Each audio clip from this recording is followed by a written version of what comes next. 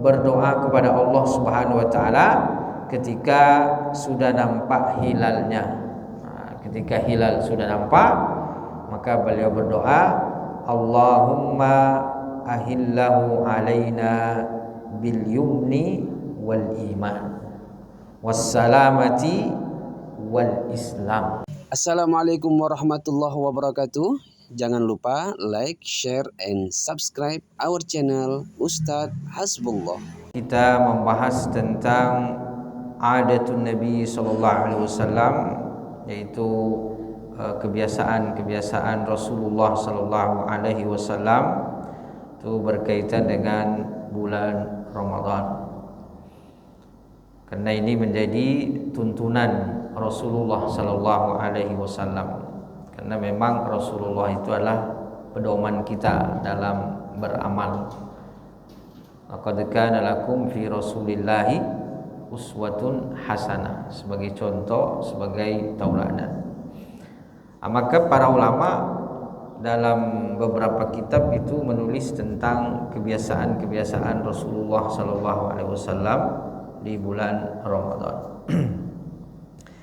Dan ini juga menjadi perhatian kita agar bagaimana betul-betul bulan Ramadan ini menjadi istimewa bagi kita. Karena dengan Nabi memiliki kebiasaan, maka itu menunjukkan tentang kemuliaan bulan Ramadan.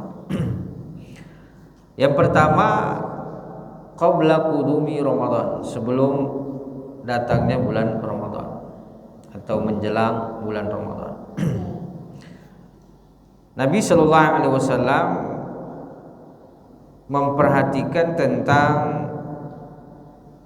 waktu berkaitan dengan ibadah.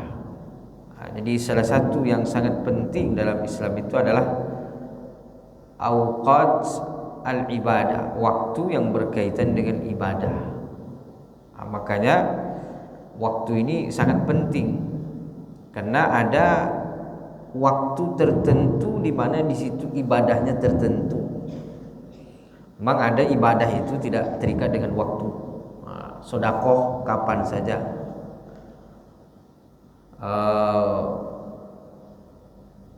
berzikir kapan saja, tidak terikat dengan waktu.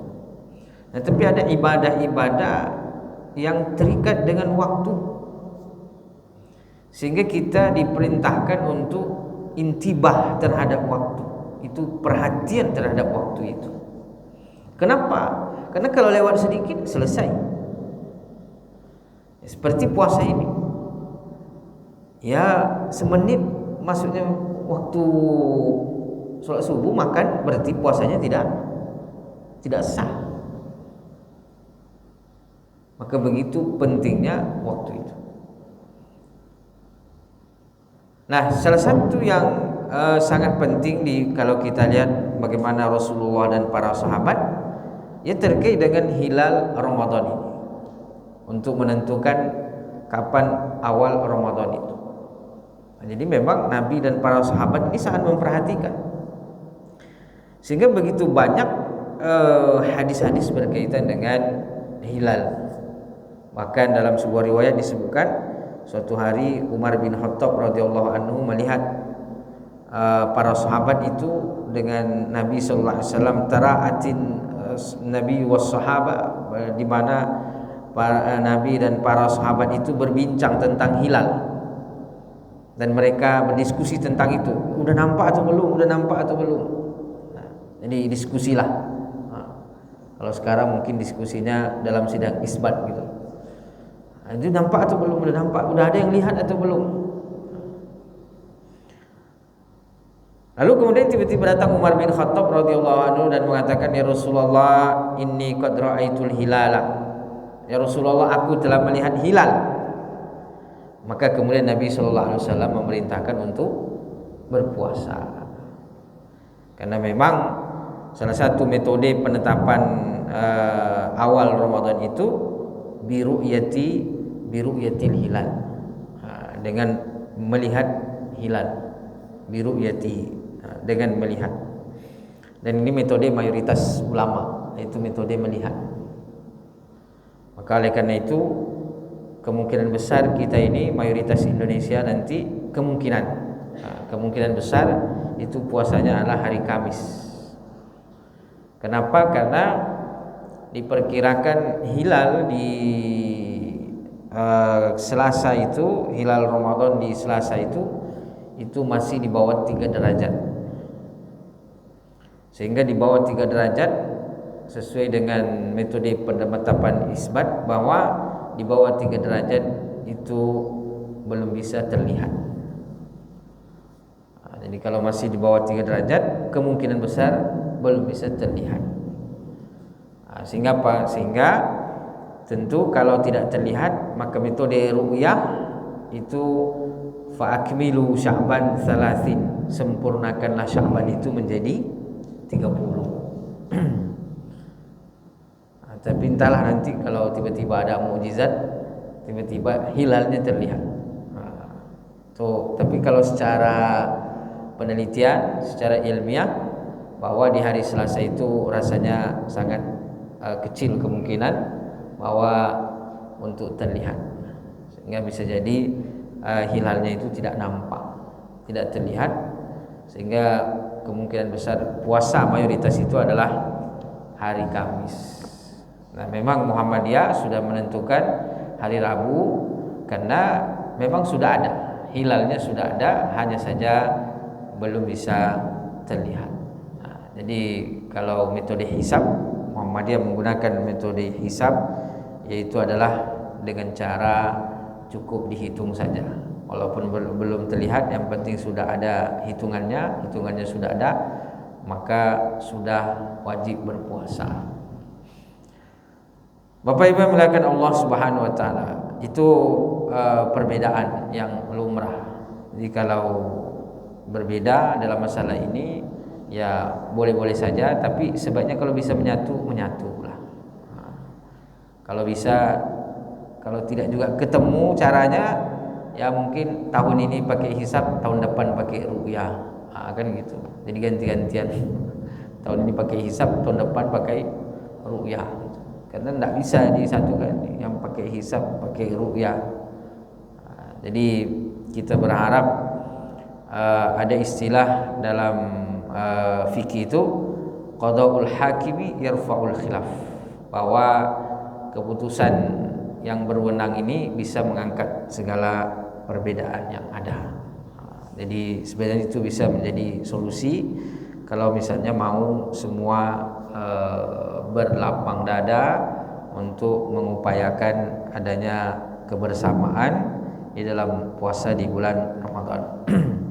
Nah, jadi kebiasaan Nabi Shallallahu Alaihi Wasallam bersama dengan para sahabat adalah berusaha untuk menetapkan hilal Ramadan, dan inilah yang dilakukan oleh umat Islam dengan berbagai macam cara, termasuk dengan pakai teropong. Dan itu perkembangan daripada keilmuan. Maka oleh karena itu ini menjadi sangat penting Bapak Ibu, bahkan menjadi sebuah ilmu pengetahuan tersendiri, yaitu ilmu hisab, ilmu pengetahuan yang sangat istimewa. Dan penetapan terkait dengan waktu-waktu ibadah ini tidak hanya berkaitan dengan bulan Ramadan, tapi juga seperti waktu sholat, kapan awal waktu sholat, kapan berakhirnya. Nah itu kalau kita lihat misalnya zuhur mulai jam sekian, berakhir jam sekian, itu semua adalah berkaitan dengan ilmu hisab, ilmu terkait dengan penetapan berkaitan dengan waktu ibadah. Nah, jadi ada ibadah yang muqayyad, ibadah terikat dengan waktu. Ada juga ibadah terikat dengan tempat, ada. Tapi kalau kita perhatikan bahwa ibadah yang terikat dengan waktu itu sangat diperhatikan. Maka dalam Islam itu kita lihat misalnya Nabi SAW mengatakan bahwa afdalus salati ala waktiha, semulia-mulia salat itu adalah salat di awal waktu. Ini menunjukkan bahwa memperhatikan waktu ibadah itu sangat penting. Makanya dalam Al-Quran pun terkait dengan ibadah puasa ini, itu Allah berulang kali perintah puasa, kemudian cara menentukan daripada awal puasa. Makanya dalam Al-Quran itu ada uhilla lakum lailatas siyamir rafathu ila nisaikum hunna libasul lakum wa antum libasul lahun alimallahu annakum kuntum takhtanuna anfusakum fataba alaikum wa afa ankum fal'ana bashiruhunna wabtaghu ma kataballahu lakum wa kulu washrabu hatta yatabayyana lakumul khaytul aswadu minal khaytil aswadi minal fajr. Jadi kata Allah, Allah masih membolehkan kalian makan dan minum di waktu malam itu hatta yatabayyana lakumul khaytul abyadu minal khaytil aswadi minal fajr. Masih boleh makan dan minum sampai jelas mana benang yang hitam dan mana benang yang putih. Jadi kalau malam hari itu Bapak Ibu kita masih boleh makan sampai hatta yatabayyana lakumul khaytul abyadu minal khaytil aswadi minal fajr. Sampai jelas mana benang hitam dan mana benang putih. Maka dulu ada sahabat kalau sudah menjelang kalau sudah subuh tuh waktu sahur dia bawa benang putih dan benang hitam. Kalau sudah jelas nampak mana yang hitam mana yang putih, dia berhenti makan. Karena dalam Al-Quran itu hatta yatabayyana lakumul khaytul abyadu minal khaytil aswadi minal fajr. Sampai jelas mana yang hitam dan mana yang putih. Jadi dipahami secara letter luck gitu. Bawa benang putih, bawa benang hitam. Itu diperhatikan. Udah nampak jelas atau belum? Kalau belum berarti masih boleh makan. Tapi ternyata maknanya bukan letter luck. Maknanya adalah terbit fajar itu. Terbit fajar artinya secara perhitungan sudah masuk waktu sholat subuh. Makanya waktu makan kita di malam hari itu sampai masuknya waktu sholat subuh. Itu yang menjadi batas. Kalau muazzinnya azan pas waktu sholat subuh, berarti azannya menjadi penentu. Makanya kalau bisa muazzin di waktu Ramadan ini upayakan azan subuh itu betul-betul pas masuk waktu sholat subuh azan. Pas masuk waktu sholat subuh azan kalau bisa gitu. Karena banyak yang menjadikan azan itu sebagai patokan. Tapi kita jangan pula terpaku betul dengan muazzin. Takutnya muazzinnya misalnya agak kelewatan 10 menit lewat baru azan, akhirnya makan, itu batal puasa kita. Karena lewat waktunya. Makanya yang kita perhatikan Bapak Ibu adalah batas daripada masuknya waktu sholat. Jadi imsak yang disebar itu kita lihat betul ini besok subuh jam berapa subuh. Jadi jamnya itu yang dilihat, jamnya yang diperhatikan. Jadi kita jangan terlalu terpaku dengan muazzin, karena muazzin terkadang agak lewat. Jadi yang kita lihat itu apanya? Waktu sholatnya, waktu sholat subuhnya. Misalnya sholat subuh lewat jam 5 lewat 10 menit. Nah, berarti itulah batas kita boleh makan. Adapun imsak yang berbunyi 10 menit sebelum itu, jam 5 sudah bunyi imsak, itu sebagai penjaga saja, sebagai pengingat saja, sebagai alarm saja bagi kita. Agar jangan kalau sudah jam 5 sudah berbunyi berbunyi imsakia, berarti kita tahu bahwa tinggal 10 menit lagi. Nah, kita perlu hati-hati. Nah, begitulah Rasulullah sallallahu alaihi wasallam memperhatikan terkait dengan waktu. Bahkan beliau juga punya kebiasaan dalam masalah ini. Beliau selalu sahurnya itu setelah sahur membaca ayat kurang lebih 50, lalu kemudian masuklah waktu sholat subuh. Nah, itu menjadi kebiasaan Rasulullah sallallahu alaihi wasallam. Makanya disebutkan takhirus sahur, mengakhirkan sahur.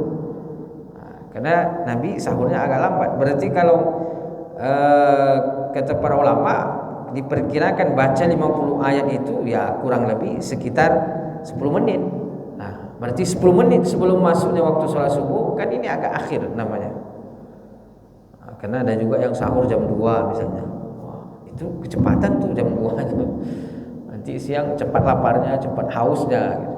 Nah, jadi memang sahur itu agak ditakhir Itu salah satu kebiasaan Rasulullah SAW. Jadi takhirus sahur, mengakhirkan. Kenapa? Di antara hikmah sahur itu adalah menguatkan kita dalam ibadah puasa.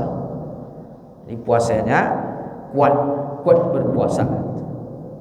Jangan pula puasa lemas betul. Puasa melawan, puasanya melawan. Puasa dia nampak betul lemasnya. Mau ngapa-ngapain tak bisa lagi. Bahkan sepanjang puasa tidur. Kenapa? Dia hafal hadis naumus shaimi ibadatu. Tidurnya orang berpuasa ibadah. Itu betul-betul dipraktekkan.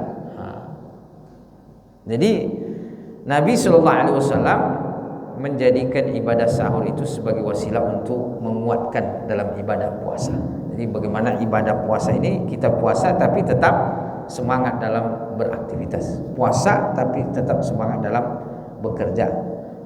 Jadi makanya ada riwayat Nabi Isa ketika beliau berpuasa, beliau minyaki rambutnya, beliau cuci mukanya, nampak segarnya, seolah-olah tidak berpuasa. Allah menyukai kita ketika melakukan ibadah, kita maksimal dalam ibadah itu. Allah menyukai kita ketika kita bekerja, kita maksimal dalam pekerjaan itu. Allah suka kepada kita ketika kita melakukan satu aktivitas, kita all out dalam aktivitas itu, maka Allah suka. Jadi tidak tidak setengah-setengah, loyo, lesu, letih, lemas. Maka kenapa sahur ini penting? Karena menguatkan kita dalam ibadah, memberi semangat kita dalam ibadah. Makanya Nabi itu mentakhir. Kebiasaan beliau sahurnya itu diakhirkan agar efeknya itu terasa. Jadi kebiasaan Nabi SAW adalah memperhatikan terkait dengan waktu berkaitan dengan ibadah puasa ini dan secara umum. Jadi bagaimana Rasulullah SAW memperhatikan waktu-waktu terkait dengan ibadah-ibadah. Makanya dalam bulan Komariah itu banyak, kalau kita perhatikan, banyak waktu yang berkaitan dengan ibadah. Kalau puasa Ramadan, puasa tiap bulan ada namanya Ayyamul Bid, puasa tiga hari pertengahan bulan. Itu kan diperhatikan oleh Nabi SAW. Setiap waktu memiliki keutamaan, memiliki keistimewaan. Jadi itu diantara sunnah Rasulullah SAW. Kemudian juga diantaranya adalah ad-du'a'u inda qudumi Ramadan. Beliau berdoa kepada Allah Subhanahu wa taala ketika sudah nampak hilalnya. Ketika hilal sudah nampak, maka beliau berdoa, Allahumma ahillahu alaina bil yumni wal iman wassalamati wal islam. Jadi itu diantara doa Rasulullah SAW. Allahumma ahillahu alaina bil yumni wal iman wassalamati wal islam. Jadi doa ini secara makna adalah Allahumma ahillahu alaina, ya Allah jadikan hilal ini bagi kami sebagai penguat terhadap keimanan kami, menguatkan keimanan kami, menghadirkan keberkahan. Bil yumni wal iman. Al yumni itu artinya adalah berkah. Jadi hilal ini menjadi keberkahan. Berkah dalam makna apa? Ya dengan hilal ini kita menjalankan ibadah puasa, di mana ibadah puasa ini memiliki banyak keistimewaan. Secara ibadah pahalanya berlipat ganda di sisi Allah Subhanahu wa taala. Secara ibadah disiapkan surga khusus bagi orang yang berpuasa. Kata Nabi sallallahu alaihi wasallam, inna fil jannati yuqalu lahu babur rayyan, bahwa di dalam surga itu ada pintu namanya pintu rayyan, la yadkhuluha illa shaimun, tidak dimasuki kecuali orang-orang yang berpuasa. Itu secara ibadah. secara pahala. Kalau secara bonus dunianya, puasa itu sepakat para ahli medis memberikan dampak kesehatan yang luar biasa. Jadi kita alhamdulillah dalam ibadah ini dapat dua, pahala dapat, bonus dunianya juga dapat. Itu sehat. Makanya ada orang tidak percaya kepada Allah, dia puasa. Kenapa? Ketika ditanya, kenapa puasa? Ingin sehat katanya. Gitu. Jadi puasa karena ingin sehat, bukan ingin pahala, ingin sehat. Begitulah keistimewaan syariat dalam Islam. Nah, kalau kita alhamdulillah dapat dua, dapat pahala, dapat insyaallah sehat walafiat. Makanya banyak yang bilang, ini saya di bulan Ramadan ini badan saya fit, enak rasanya, nyaman gitu. Ternyata diantaranya adalah karena puasa tadi. Apalagi ketika kita puasa menjaga makan, menjaga sahur, menjaga buka, ini insya Allah. Tapi kalau ketika puasa pas buka balas dendam, itu biasanya tidak pengaruh juga. Puasa pas buka malam harinya pembalasan. Jadi siang menahan, malamnya semuanya menawan. Jadi semuanya disantap, ya bisa jadi tidak pengaruh dari aspek kesehatan. Nah, jadi Rasulullah Sallallahu Alaihi Wasallam itu berdoa kepada Allah Subhanahu Wa Taala, dan juga diantara beliau adalah Allahumma sallimna li Ramadan, Allahumma sallimna li Ramadan. Ya Allah, selamatkan kami untuk bulan Ramadan. Maksudnya, ya Allah, semoga kami hidup sehat walafiat di bulan Ramadan. Allahumma sallimna li Ramadan wa sallim Ramadana lana, dan jadikan Ramadan itu menjadi kebaikan untuk kami. Maksudnya selamat, damai, tentram, bahagia di bulan Ramadan. Bisa beribadah dengan maksimal. Jadi itu doa diantara doa-doa Rasulullah Sallallahu Alaihi Wasallam, dan mudah-mudahan dengan kita membaca doa-doa tersebut kita mengambil keberkahan daripada apa yang dibaca oleh Rasulullah Sallallahu Alaihi Wasallam. Nah, kemudian juga setelah masuk bulan Ramadan, tentu hal yang pertama yang diperhatikan oleh Rasulullah Sallallahu Alaihi Wasallam yaitu adalah puasa Ramadan. Jadi ibadah inti di bulan Ramadan, Bapak Ibu, adalah puasanya itu. Adapun ibadah-ibadah yang lain itu mengikut. Kalau ibadah inti adalah ibadah puasa. Makanya dalam sebuah hadis Nabi SAW mengatakan, man shoma ramadhana imanan wa ihtisaban ghufira lahu ma taqaddama min dzambihi wa ma ta'akhkhar. Kemudian juga yang menjadi kebiasaan Nabi SAW adalah bagaimana disebutkan dalam hadis bahwa salah satu yang menghalangi sampainya pahala puasa itu, atau yang menghalangi seseorang diampunkan oleh Allah Subhanahu wa taala di bulan Ramadan, adalah al-musyahid, orang yang sedang bermusuhan dengan saudaranya. Jadi Nabi mengatakan bahwa ketika Ramadan datang, semuanya mendapatkan ampunan dari Allah Subhanahu wa taala. Semua Allah berikan ampunan. Ini diantara keistimewaan bulan Ramadan. Datang bulan Ramadan, semua kita diberikan ampun oleh Allah Subhanahu wa taala. Tentu di situ yang mau. Semua diampunkan bagi yang mau.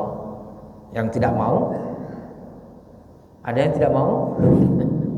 Semuanya mau. Cuman kalau dia tidak berdamai dengan saudaranya, maka dia tidak diampunkan oleh Allah. Al-musyahid diantaranya. Maka alhamdulillah, salah satu kebiasaan kita sebelum Ramadan yaitu adalah saling bermaafan satu sama lain. Jadi bermaafan satu sama lain ini sebagai pembuka daripada dosa-dosa kita diampunkan oleh Allah Subhanahu wa taala, sebagai jalan amal soleh kita diterima oleh Allah Subhanahu wa taala. Yang lain itu tidak ada niat kepada baik, tidak ada niat itu yang lain, tidak ada apa keinginan kepada baik. Ya, yang penting kita secara hati sudah lepas. Ya dia tidak mau bermaafan, ya itu urusan dia gitu.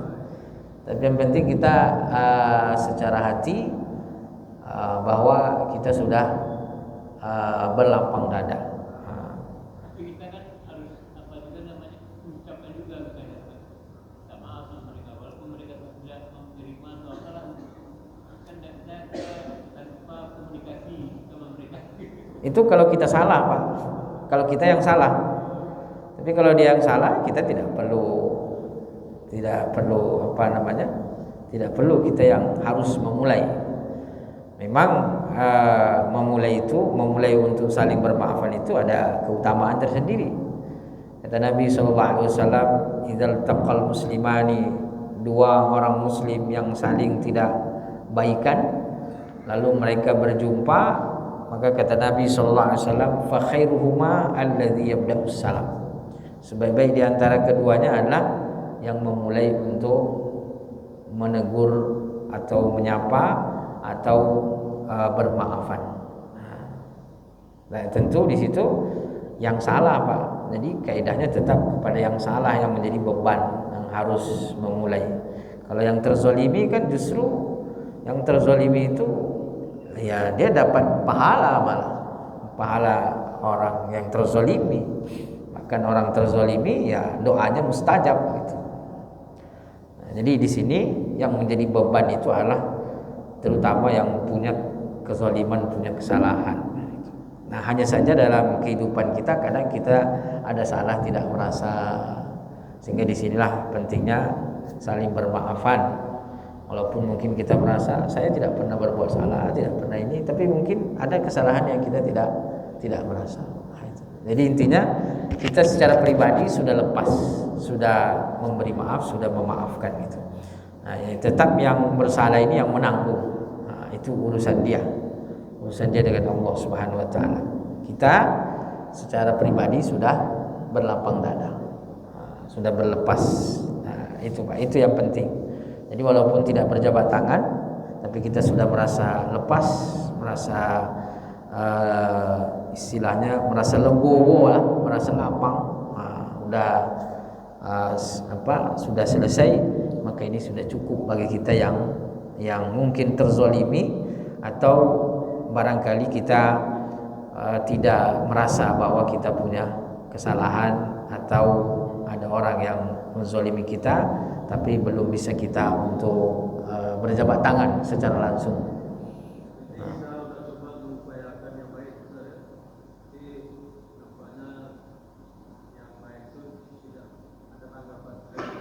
Ya, betul. Yang penting kita sudah berusaha. Ini terkait dengan hak tanggungan mungkin ya masalah ini ya masalah kepribadian. Gitu. Tapi kalau terkait dengan masalah hak itu tidak cukup dengan saling meminta maaf. Tapi kalau masalah hak itu harus menyelesaikan. Misalnya terkait dengan hutang piutang misalnya, itu tidak cukup dengan minta maaf. Ini maafkan saya, hutang saya lepas. Itu enak kali. Tidak bisa itu. Kalau masalah hutang piutang ya minta maaf 1000 kali. Kalau hutang tidak dibayar, tidak juga dimaafkan oleh Allah. Jadi kalau terkait dengan hak, maka itu harus ditunaikan, dikembalikan. Jadi dalam memaafkan ini kalau berkaitan dengan kepribadian, berkaitan dengan kehormatan, berkaitan dengan adab dan akhlak, itu bisa saling memaafkan. Tapi kalau berkaitan dengan materi, berkaitan dengan hukum al-insan, hak-hak terkait dengan materi, maka itu harus diselesaikan terlebih dahulu. Kecuali kalau yang punya hak mengikhlaskan, itu barulah selesai.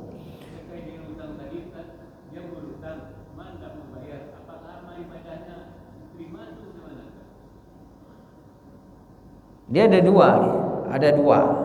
Kalau dia tidak membayar karena tidak mampu, maka dia tidak berdosa. Tapi kalau dia tidak membayar padahal dia mampu, dia berdosa. Berdosa di situ, Pak.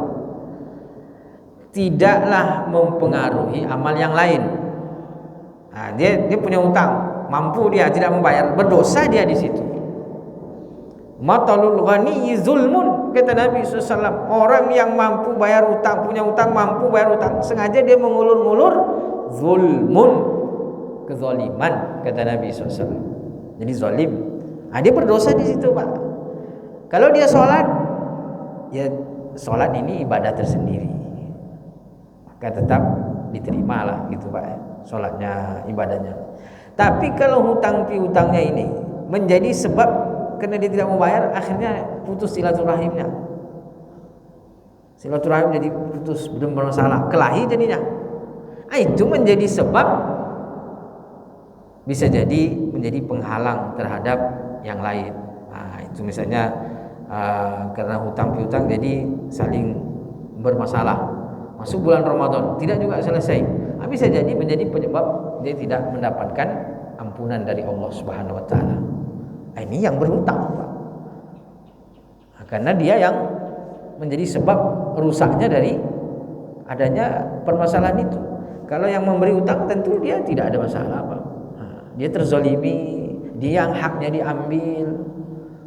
Maka yang memberi piutang ini ya justru mendapatkan pahala tambahan, pahala dizolimi, pahala haknya diambil.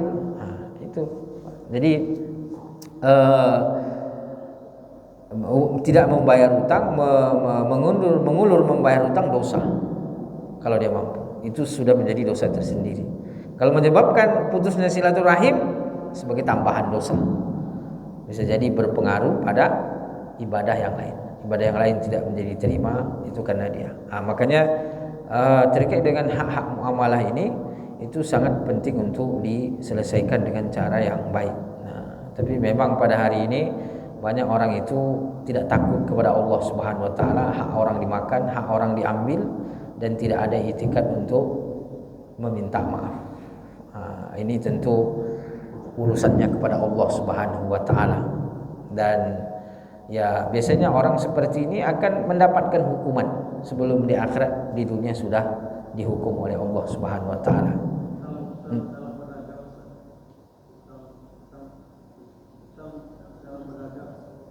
Hutang dalam berdagang. Mengambil barang tapi tidak mau bayar. Kita masukkan barang tapi tidak mau dibayar. Sementara barang yang diambil gratis. Ya sama, Pak. Hutang juga namanya kan.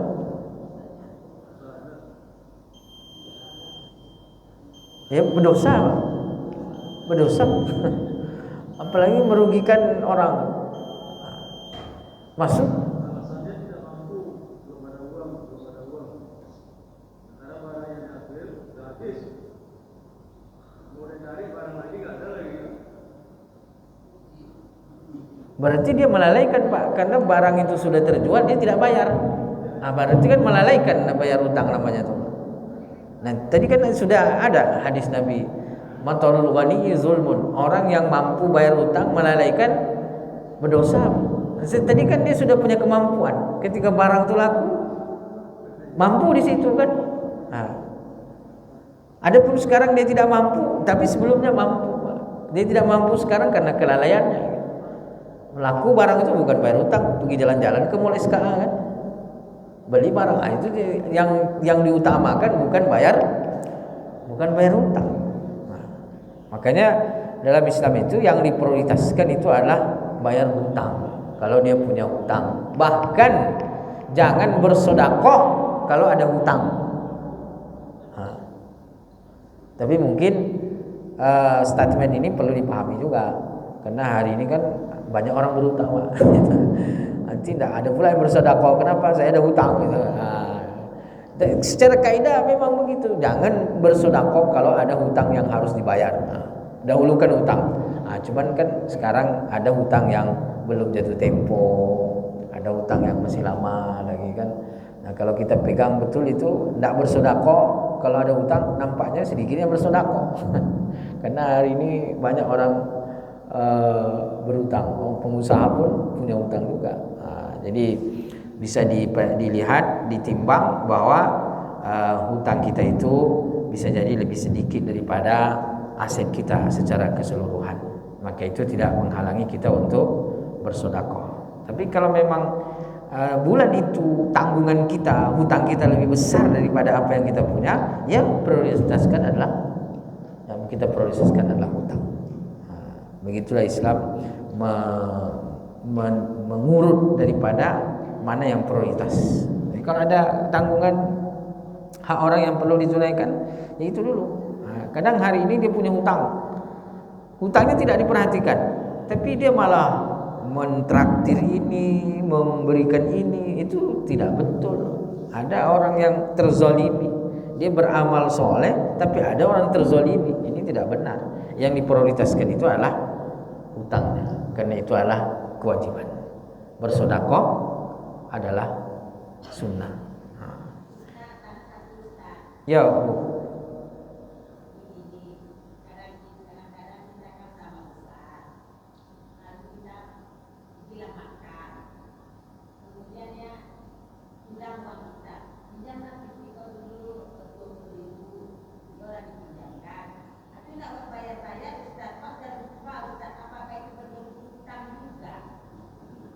Tidak bayarnya karena lupa. Kalau karena lupa itu tidak ada hukuman. Jadi itu pula keistimewaan orang yang lupa. Ya kalau diingatkan tidak dibayar, itu dosanya di situ. Tapi kalau lupa memang tidak ada dosa. Dalam hadis Nabi kan Allah tidak menghukum orang yang tidur sampai dia bangun. Orang yang lupa sampai dia ingat. Orang lupa gimana? Itu tidak ada beban di situ.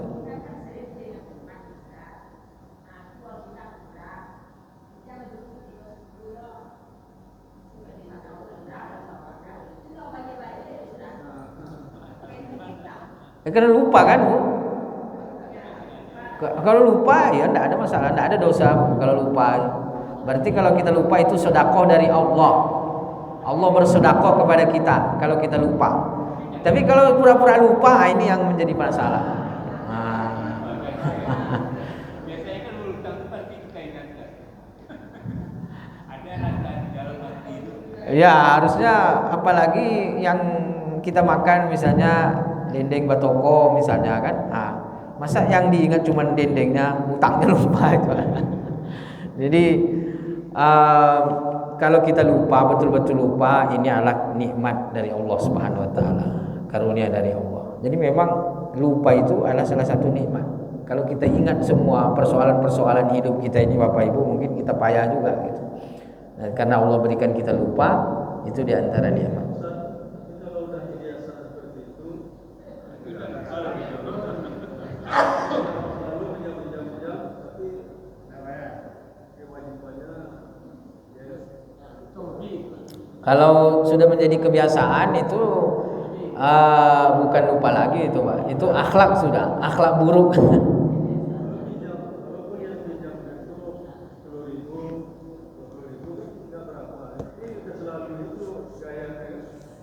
Nah itu, Pak. Jadi kalau sudah menjadi kebiasaan, maka itu menjadi sebuah akhlak yang buruk nanti jadinya. Jadi intinya bahwa hal-hal yang tidak yang tidak baik itu perlu diingatkan gitu. Maka yang tadi uangnya dipinjam, ya kalau bisa ingatkan, ingatkan gitu. Ya, Bu. Jadi orang yang dipinjamin tadi karena keseringan ya Pak Ustaz ya. Jadi dia mau minta segan karena 10.000 atau 20.000 gitu. Tapi dia dalam hatinya bilangnya tak ikhlas atau enggak gimana gitu. Karena keseringan tadi 10.000, 20.000 gitu misalnya kan, tapi sering kan mau minta segan karena uangnya 10.000, 20.000 tapi sering. Nah itu gimana Pak? Ya memang kita ada dua pilihan, Bu, dalam masalah ini. Kalau kita tidak memberitahu dia dan dia lupa, kan selesai masalah. Kalau kita ingin tidak memberitahu dia dan dia lupa, itu dia tidak ada dosa, dan bagi kita itu menjadi sedekah. Nah, tapi kalau dia tidak lupa dan kita tidak memberitahu, kita tidak ikhlas, akan menjadi dosa bagi dia. Kalau dia tidak lupa, kita memberitahu kepada dia, ya memang itu adalah hak kita. Jadi memang dalam muamalah ini, yang menjadi timbangan itu bukan rasa. Dalam muamalah ini yang menjadi timbangan itu adalah transparansi. Transparan tuh. Makanya nanti dalam kalau ada sengketa dalam muamalah itu tidak ada istilah rasa-rasa tidak enak, pokoknya harus dimunculkan semua bukti-bukti. Itu dalam muamalah. Tapi kalau rasa-rasa tidak enak, itu biasanya lebih baik diikhlaskan.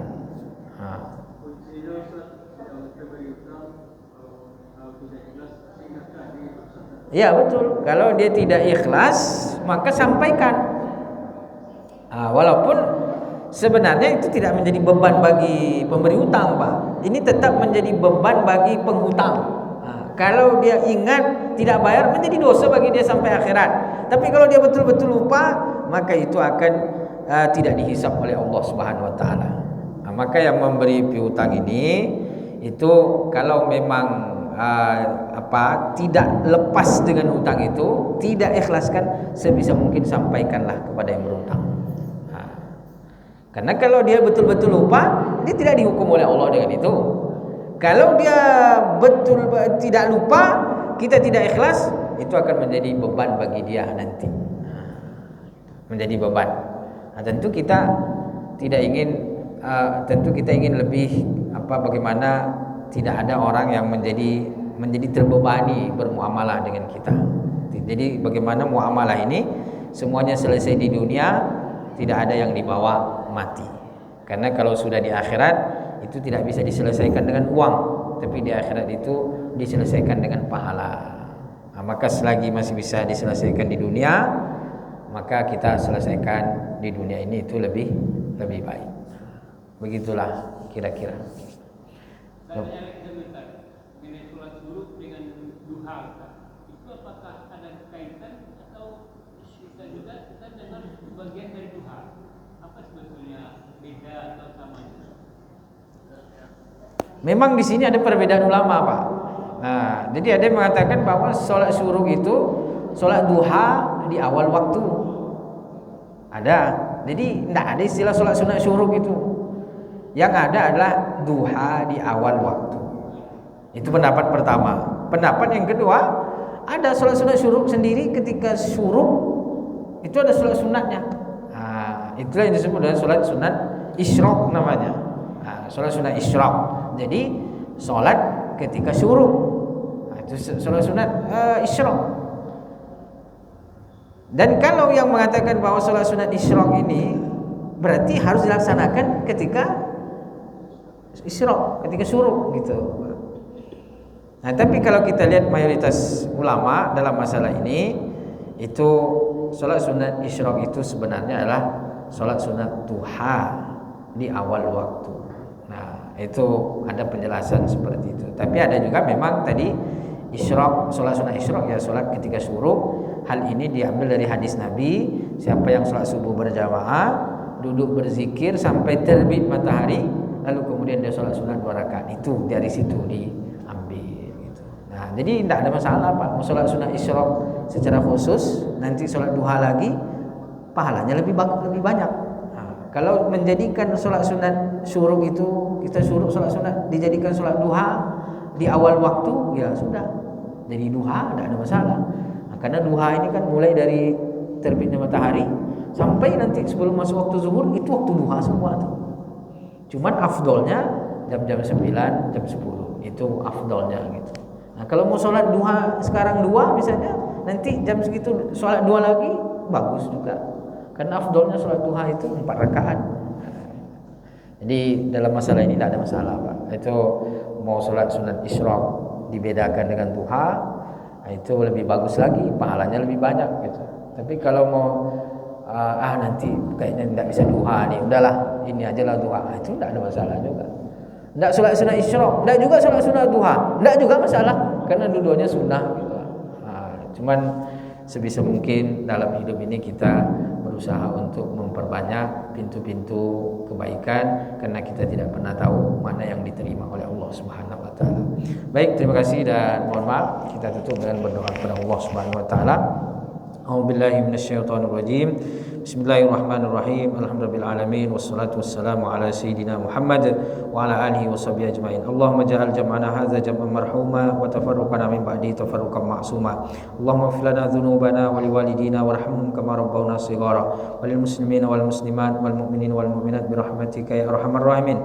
Allahumma kfina bi halalika an haramik wa aghnina bi fadlika amman siwak. Rabbana hab lana min azwajina wa dhurriyyatina qurrata a'yun waj'alna lil muttaqina imama. Rabbana atina fid dunya hasanah wa fil akhirati hasanah wa qina azabannar.